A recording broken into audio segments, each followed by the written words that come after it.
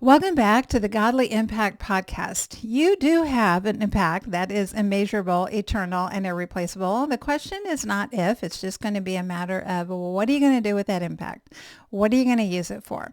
Are you going to multiply those talents so that you double those, or are you going to stick that talent and that impact ability in the ground? Well, my hope and my prayer is that you will absolutely determine to use that impact for all that is good, for godliness. We have been in the series, You're in the People Business, because no matter what you are doing in life, you are dealing with other people. And whether you are leading a company or you are trying to get your children so that they become potty trained and they don't spend the rest of their life in diapers, then you are in the people business. And what I have been using is the analogy of just as there are 6 essential chemical elements for life on Earth and in the solar system to exist, there are 6 traits, there are 6 practices and mindsets and perspectives that you have to have if you are going to be successful in your people business. Whether that's raising little ones, whether that's leading a team, a school, a company, whatever it is in your marriages, these 6 elements are essential. So just a quick recap. The first one we talked about was the oxygen of all relationships, and that's empathy. And that is not just feeling compassionate for someone. That is the mindset and the practice of we're in this together. I am with you. And then we talked about needing the work of repair. That's like the sulfur of relationships, because you're going to have tears that are going to happen. It's not going to be a matter of if, but only when, and you're going to need to be able to heal those. And then we have talked about expectations, and just like phosphorus in that happens in the world. And we want to be able to have our expectations where we identify what we really believe about our rights and responsibilities and about other people's. And then in the last episode, we talked about the hydrogen of relationships, and that is curiosity. And it's important that we begin with that empathy, that oxygen, because if we don't, we can use our curiosity to create like a hydrogen bomb and blow relationships apart. And that is not what we want to do. So these build on one another. So today I'm going to talk about the 5th element. The 5th element that's necessary for life on Earth is nitrogen. And this is a chemical element, and it's critical in so many ways. It's critical. It's a building block for protein and amino acids and DNA. You've probably heard of one or more of those things, and they're a little important. Nitrogen is also used to rapid freeze food and medical supplies. It is part of every major pharmacological drug class, including antibiotics. You've probably heard and maybe even used 1 or 2 of those in your lifetime. And about 3% of your body's mass is nitrogen. And when you breathe, we all think in terms of when we breathe that we're breathing in oxygen, and that's true. But do you know with every breath, you're actually breathing in more nitrogen than you are oxygen.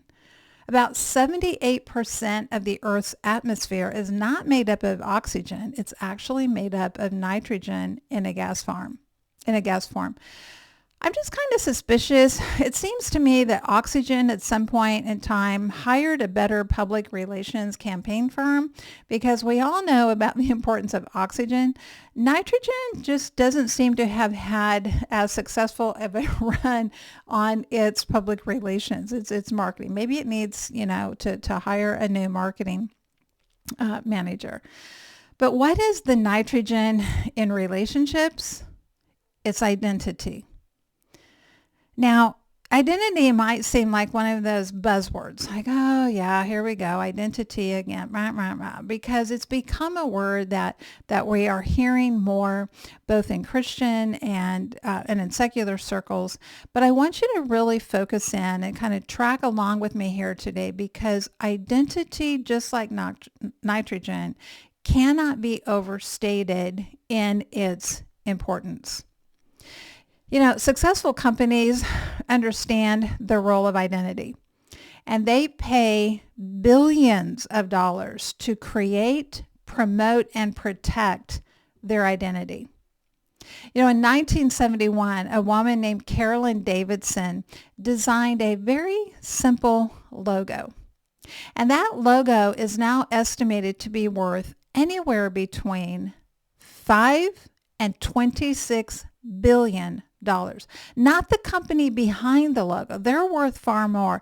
The logo itself is estimated to be worth anywhere from 5 to 26 billion dollars. What is that logo? The Nike swoosh. You know, Nike doesn't even need to put their name on something. Their jackets, their sweaters, their athletic gear, their shoes to be recognized as Nike. Why? Because the Nike swoosh is recognized around the world as a Nike product. That's all it needs. It's just kind of like a glorified check mark. And yet that identity, that brand, they have created, they've promoted, and they have protected because it is so important to their identity as a company. You know, a similar story is in 1977. Rob Janoff drew a piece of fruit, wanted to make sure people didn't mistake it for a cherry, for $15. Now, it was part of a larger marketing package that was being put together. But today, that logo is estimated to be worth $574 billion. Not million, billion dollars. What is it? It's the Apple logo. Apple has created, promoted, and protected that logo. You try using something similar on a t-shirt or a product, and I can guarantee you, you will get sued and you will lose, because at a worth of $574 billion, okay, they are going to do everything to protect that logo. You have a brand. You as an individual, you have a brand. You have an identity. Your company, your department, your family, your church, your school, all of these, they have a brand. They have an identity. The question is, has your organization been intentional to create, promote, and protect that brand? And most of the time we don't do this, especially when it comes to us as individuals and our family. But when we do, it matters. One of the best investments that you can make as a parent is to make an intentional brand for your family. Now, this is more than getting matching t-shirts at an annual family reunion. That's great. That's fine. That might be part of what you do, but it's more than that. It's about creating and promoting and protecting the messaging that says, this is who we are. You know, when my kids were young, and oftentimes they were going to go and participate in an event. Maybe they were going to go on a field trip. Maybe they were going to go to a service project with their church youth group, whatever it was. One of the things that I would often say to them as I was dropping them off or they were getting ready to leave is I would say, remember, you're representing yourself, your family, and then whatever group that they were a part of. And also, you're representing God. If you make the claim that I'm a Christian, your brand is representing God. And so one of the mistakes that we've made in our culture that is so obsessed with individualism is we've actually weakened people's identity by only making it about the individual.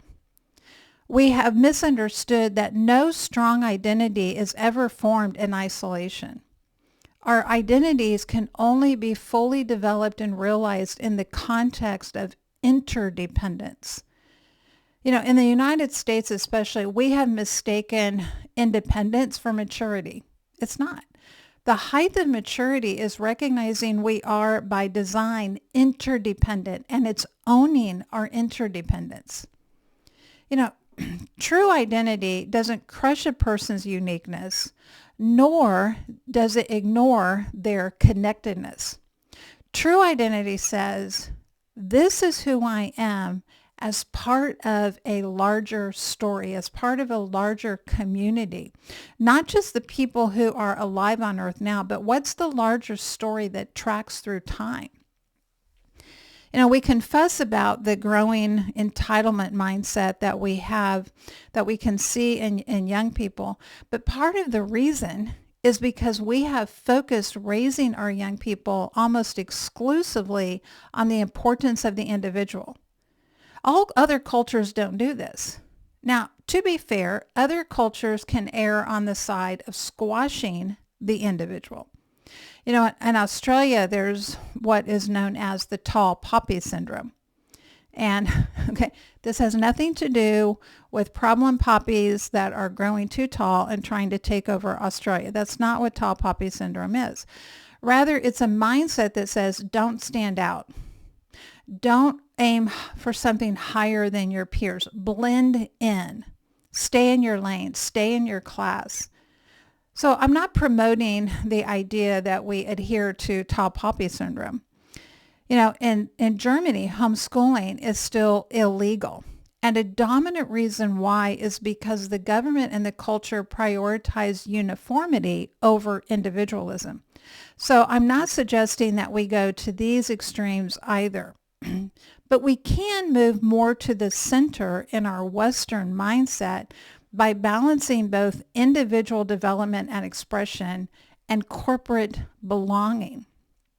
We can move our children to independence, but not stop there. We can move them to a place of interdependence. So how do we shape identity? Well, the most obvious, but it's still true, and that's the words that we use. When we say to our child, for example, oh, you are such a terror. What are we saying? We're shaping their identity. When we say to them, oh, you are so strong-willed, what are we saying? We're shaping their identity. That doesn't just become this label that they wear. It becomes part of their mindset about who they are. And once we have absorbed something and we've moved it from being an external label and we've moved it to becoming part of identity, it becomes really hard for us to give that up, because we all have to have a sense of who we are. We all have to have an identity, and we will have one whether we develop it intentionally or not. It's not just negative words that impact identity. We also want to be mindful about positive words that we use.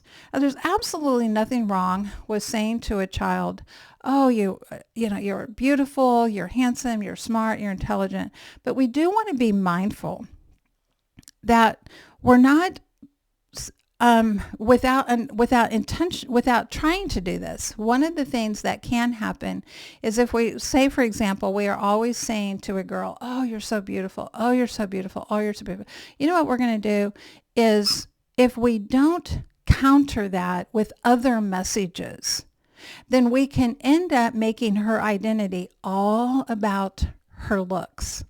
And so we don't want to do that. So the solution to that isn't that we start telling her that she's ugly. That's not it.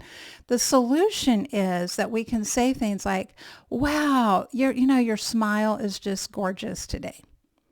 Oh, I love that outfit that you put together. That's just very flattering on you.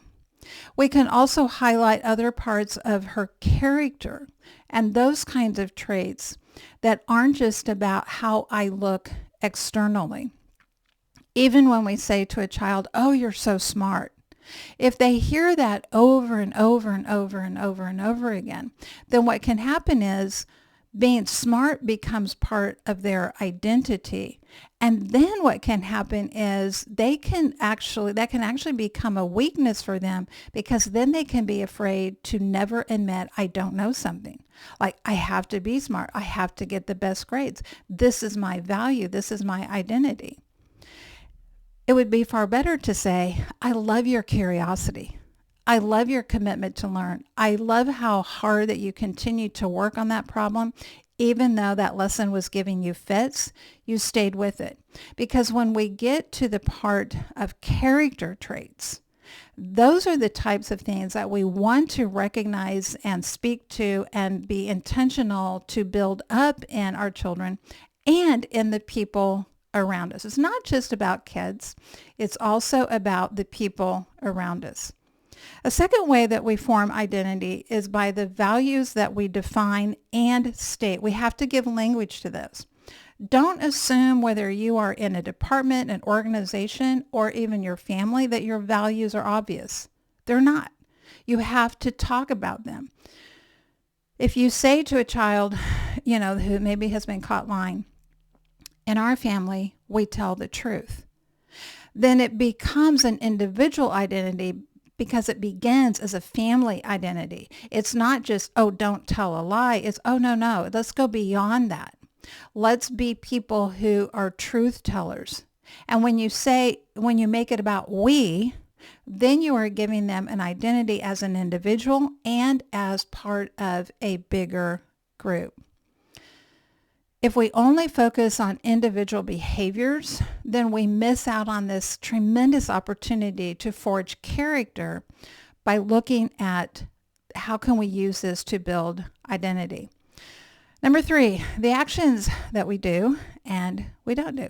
Now, I get none of these are like, oh, wow, that's mind-blowing stuff. I never thought about that stuff.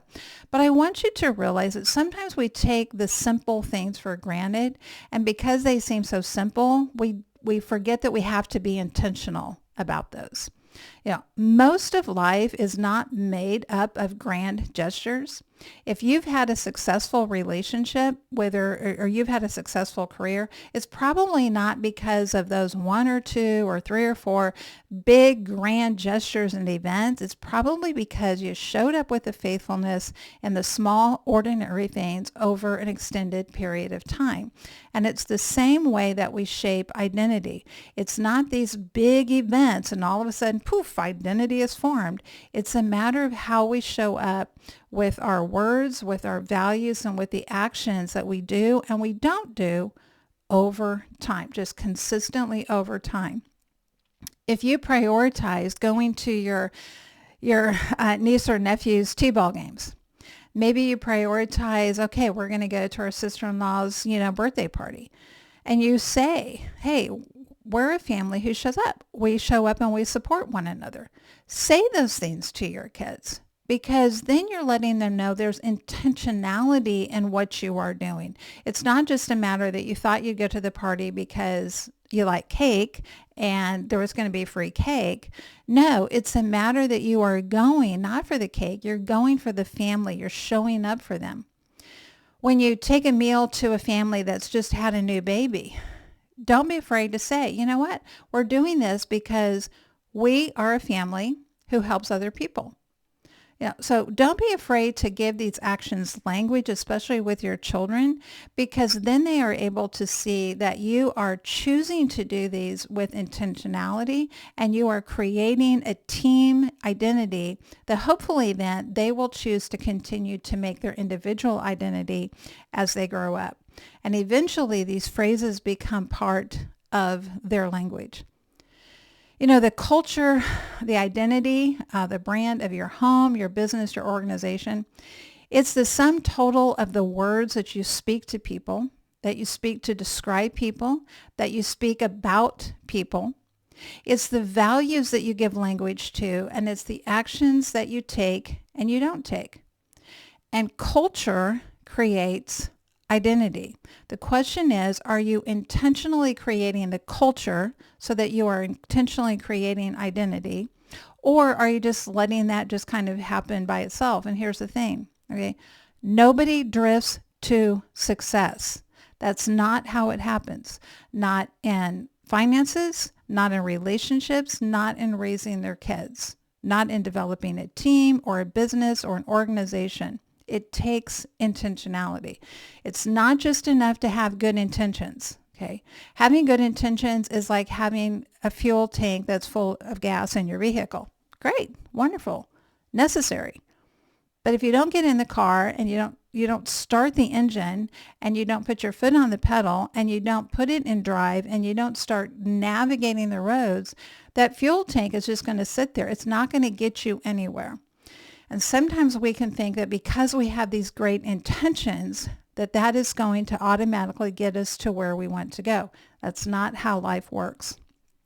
So I want you to ask yourself, what words have you been using, first of all, about yourself that maybe need to be retired?